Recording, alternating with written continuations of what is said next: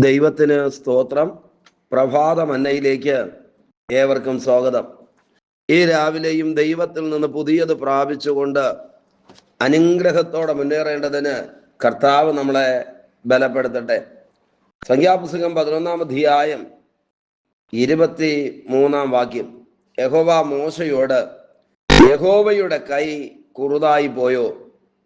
എൻ്റെ വചനം നിവർത്തിയാകുമോ ഇല്ലയോ എന്ന് നീ ഇപ്പോൾ കാണും എന്ന് കൽപ്പിച്ചു. പ്രിയരെ, ഈ അനുഗ്രഹിക്കപ്പെട്ട തിരുവചനത്തെ ഓർത്ത് കർത്താവിനെ സ്തുതിക്കുകയും മഹത്വപ്പെടുത്തുകയും ചെയ്യാം. മിസ്രയീമിൽ നിന്ന് വാഗ്ദത്ത ദേശമായ കനാൻ ദേശത്തിലേക്ക് പുറപ്പെട്ട ഇസ്രായേൽ ജനത്തോട് കൂടെ ദൈവം ഇരിക്കുകയും അനേകം വലിയ കാര്യങ്ങൾ അവരുടെ യാത്രയിൽ ഉടനീളം കാണുകയും ചെയ്തു. വലിയ ദൈവപ്രവൃത്തികൾ ഒരു ഭാഗത്ത് നടക്കുമ്പോൾ തന്നെ മറുഭാഗത്ത് പ്രതികൂലങ്ങളും പ്രതിസന്ധികളും പ്രശ്നങ്ങളും ഭയാനകമായി അവരുടെ ജീവിതത്തിൽ ഉയർന്നു വരുവാൻ തുടങ്ങി.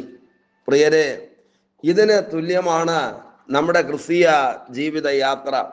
ഒരു ഭാഗത്ത് വലിയ ദൈവപ്രവൃത്തികൾ വെളിപ്പെടുമ്പോൾ, ദൈവിക ഇടപെടലുകൾ വെളിപ്പെടുമ്പോൾ, ദൈവിക അത്ഭുതങ്ങൾ നടക്കുമ്പോൾ, മറുഭാഗത്ത് പ്രതികൂലങ്ങളും പ്രശ്നങ്ങളും വേദനകളും ഒക്കെ ഉയർത്തിക്കൊണ്ടുവരുവാൻ പിശാച് ആവോളം ശ്രമിക്കും.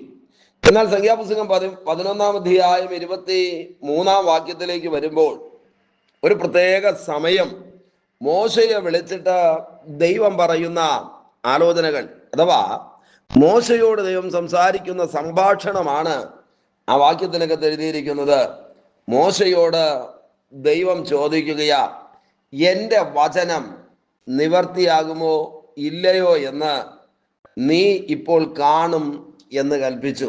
പ്രിയരെ, ഒന്നാമത്തെ പദം അതിനകത്ത് എഴുതിയിരിക്കുന്നത് യഹോവയുടെ കൈ കുറുതായി പോയോ. നിശ്ചയമായും നമുക്ക് വേണ്ടി വെളിപ്പെടുന്ന ദൈവത്തിൻ്റെ കരമുണ്ട് എന്ന് നമ്മുടെ ക്രിസ്തീയ ജീവിതത്തിൽ നാം അനുഭവിച്ചറിയണം. ഇസ്രായേൽ ജനത്തിനെ സംബന്ധിച്ചിടത്തോളം മിസ്രയീമിൽ നിന്ന് പുറപ്പെടുമ്പോൾ തന്നെ ദൈവത്തിൻ്റെ കരം അക്ഷരാർത്ഥത്തിൽ അവർക്ക് വേണ്ടി വെളിപ്പെടുകയും അവരോടുകൂടെ ഇരിക്കുകയും അവർക്ക് വേണ്ടി പ്രവർത്തിക്കുകയും ചെയ്തു. വലിയ അത്ഭുതങ്ങളാണ് ദൈവകരങ്ങളിലൂടെ ജനത്തിൻ്റെ മുൻപിൽ വെളിപ്പെടുവാനിടയായി തീർന്നത്. എന്നാൽ ചില പ്രത്യേക പ്രതിസന്ധികൾ അവരുടെ ജീവിതത്തിൽ വന്നപ്പോൾ ഹൃദയം ഉലയുവാനായി തുടങ്ങി. വേദനകളും നിരാശകളും ജനത്തെ പിടിക്കാനിടയായി തീർന്നു. ആ സമയത്ത് ദൈവം ഇറങ്ങി വന്ന് മോശയോട് സംസാരിക്കുകയാണ്, എൻ്റെ കൈ കുറുതായി പോയോ. പ്രതിസന്ധികളുടെ മുൻപിൽ ആകുലതയോടെ ഈ രാവിലെയും നിരാശയോടെ നിങ്ങൾ ഈ സന്ദേശം കേട്ടുകൊണ്ടിരിക്കുന്നെങ്കിൽ തിരുവചനം നമ്മോട് ചോദിക്കുന്ന ചോദ്യമായി ഈ രാവിലെ ഈ തിരുവചനം ഏറ്റെടുക്കാമോ? എൻ്റെ കൈ കുറുതായി പോയോ? ജീവിതയാത്രയിലേക്ക് നമുക്കൊന്ന് തിരിഞ്ഞു നോക്കാമോ? രക്ഷിക്കപ്പെട്ടത് മുതൽ ഇതുവരെ, അല്ല, അമ്മയുടെ ഉദരത്തിൽ നിന്ന് പുറത്തു വന്ന നാൾ മുതൽ ഇന്ന് വരെ തകർത്ത് കളയുവാൻ, ഒടുക്കി കളയുവാൻ, ഇല്ലാതാക്കി കളയുവാൻ എത്ര വലിയ പ്രതിസന്ധികളാണ് നമുക്ക് നേരെ കയറി വന്നത്. എന്നാൽ അവ എല്ലാറ്റിൽ നിന്നും കോഴി തന്റെ കുഞ്ഞുങ്ങളെ ചിറകിന്റെ ഉള്ളിലാക്കി സംരക്ഷിക്കുന്നത് പോലെ ദൈവം നമ്മെ സംരക്ഷിക്കുകയും ദൈവം നമ്മെ വിടുവിക്കുകയും ദൈവം നമ്മെ പുറത്തു കൊണ്ടുവരികയും ചെയ്തു. പ്രിയരെ, ആ ദൈവം ഈ രാവിലെ നമ്മോട് ചോദിക്കുകയാ, എൻ്റെ കൈ കുറുതായി പോയോ? ആമേൻ എന്ന് പറഞ്ഞാൽ ദൈവത്തിൻ്റെ പ്രവൃത്തിയുടെ വലിപ്പത്തെ ഓർക്കേണ്ടതിന് ദൈവം മോശയോട് സംസാരിക്കുകയാണ്. ദൈവത്തിൻ്റെ കരത്തിൻ്റെ ശ്രേഷ്ഠത എത്ര വലുത് എന്ന് ഒരിക്കൽ കൂടെ തിരിച്ചറിയേണ്ടതിന്, അല്ലെങ്കിൽ ഈ അനുഭവിക്കേണ്ടതിന് മോശയെ ദൈവം ഓർപ്പിക്കുകയാണ്. നിങ്ങൾ വായിച്ചിട്ടുണ്ടോ? 136-ാം സങ്കീർത്തനത്തിലെ 12-ാം വാക്യത്തിനകത്ത് എഴുതിയിരിക്കുന്നു, ബലമുള്ള കൈകൊണ്ടും നീട്ടിയ ഭുജം കൊണ്ടും തന്നെ അവന്റെ ദയ എന്നേക്കുമുള്ളത്. 136-ാം സങ്കീർത്തനം ദൈവത്തിന്റെ ദയയെക്കുറിച്ച് വർണ്ണിക്കുന്ന സങ്കീർത്തനമാണ്. 12-ാം വാക്യത്തിനകത്ത് പറയുമ്പോൾ ദൈവത്തിൻ്റെ കൈയുടെ ശ്രേഷ്ഠത, ദൈവത്തിന്റെ ഭുജത്തിന്റെ ശ്രേഷ്ഠത സങ്കീർത്തനക്കാരൻ എടുത്തെഴുതുകയാണ്. മോശയോട് ചോദിക്കുകയാണ്, ആ കരം, ബലമുള്ള കൈ, അങ്ങനെയാണ് എഴുതിയിരിക്കുന്നത്, കുറുകിപ്പോയോ?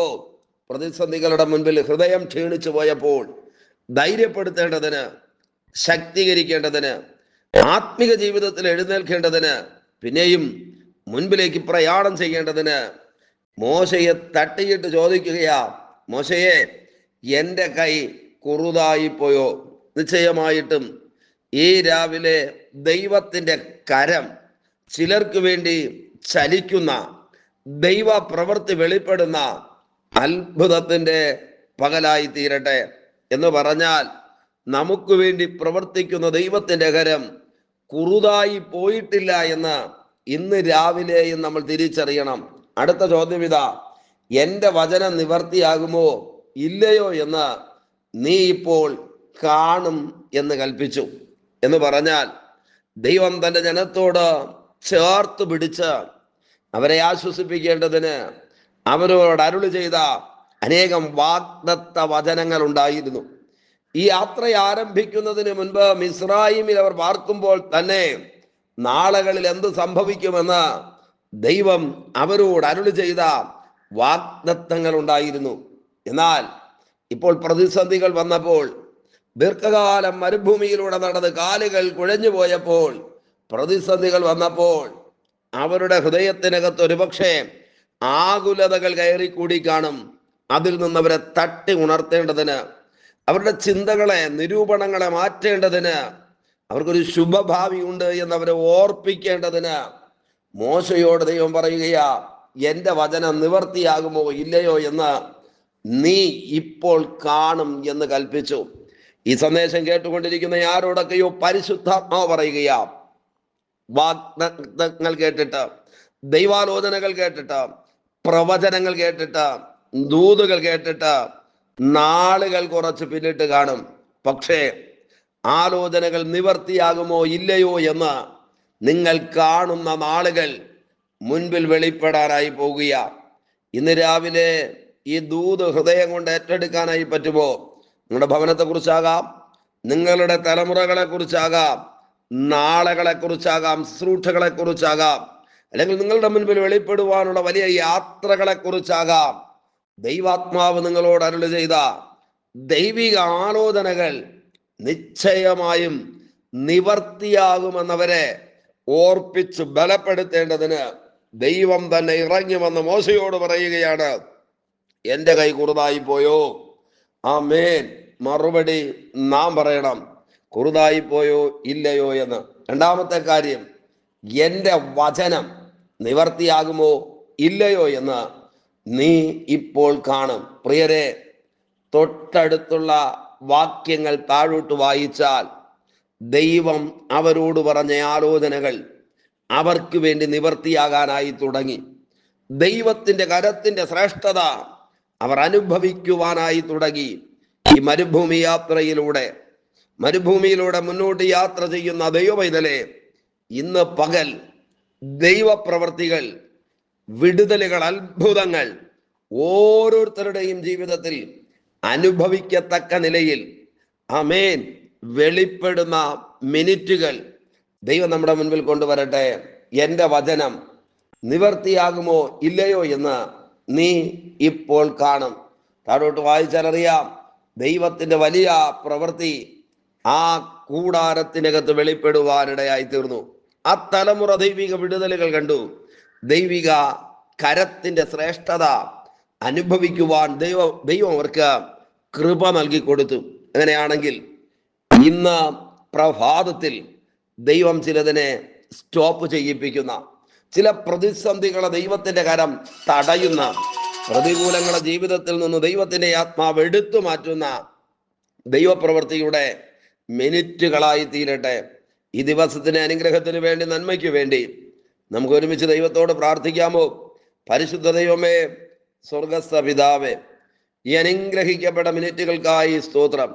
ഈ സന്ദേശം കേട്ടുകൊണ്ട് പ്രാർത്ഥിക്കുന്ന മുഴുവൻ പേരെയും ദൈവം അനുഗ്രഹിക്കണമേ.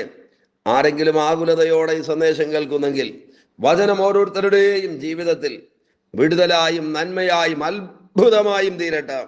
തിരുകരങ്ങളിലേക്ക് ഏൽപ്പിക്കുന്നു. അധികാരമുള്ള യേശുവിന്റെ നാമത്തിൽ പിതാവേ, ആമേൻ, ആമേൻ. Okay, God bless you. ദൈവമായ കർത്താവ് എല്ലാവരെയും ധാരാളമായി അനുഗ്രഹിക്കട്ടെ.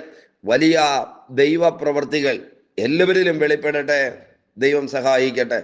നിങ്ങൾക്ക് ഏതെങ്കിലും പ്രാർത്ഥനാ വിഷയങ്ങളുണ്ടെങ്കിൽ, നിങ്ങളെ ആകുലപ്പെടുത്തുന്ന, അസ്വസ്ഥപ്പെടുത്തുന്ന പ്രാർത്ഥനാ വിഷയങ്ങളുണ്ടെങ്കിൽ, ഞങ്ങളും നിങ്ങൾക്ക് വേണ്ടി പ്രാർത്ഥിക്കണമെന്ന് നിങ്ങൾ ആഗ്രഹിക്കുന്നെങ്കിൽ സ്ക്രീനിൽ കാണുന്ന ഞങ്ങളുടെ മൊബൈൽ നമ്പറിൽ മെസ്സേജ് ഇടുകയോ വിളിച്ച് പ്രാർത്ഥനാ വിഷയങ്ങൾ അറിയിക്കുകയോ ചെയ്താൽ ഞങ്ങളും നിങ്ങൾക്ക് വേണ്ടി പ്രാർത്ഥിക്കാം. കർത്താവ് നമുക്ക് വേണ്ടി വലിയ കാര്യങ്ങൾ ചെയ്യട്ടെ. ദൈവം നമ്മെ അനുഗ്രഹിക്കട്ടെ. ആമേൻ, ആമേൻ.